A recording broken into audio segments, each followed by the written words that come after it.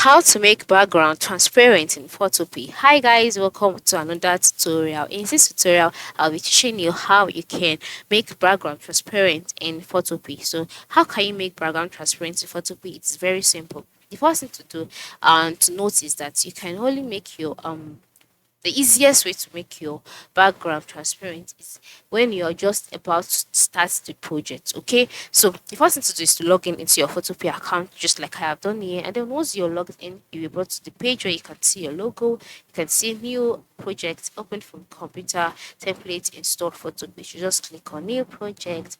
Once you've clicked on new project, by the left side of the screen, you see some options such as name, width, height, DPI, then you can see background, right? That is the background of your project, and you can see the color here, which is white. Now, if you want to make this transparent, the best thing to do is just to click on this white option, and then a box will be displayed, and then you can see black, transparent, custom, and you just click on transparent.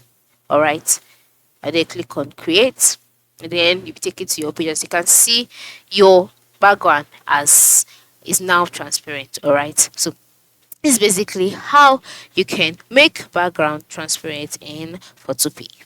So I hope this tutorial has been helpful. Thanks for watching and have a nice day.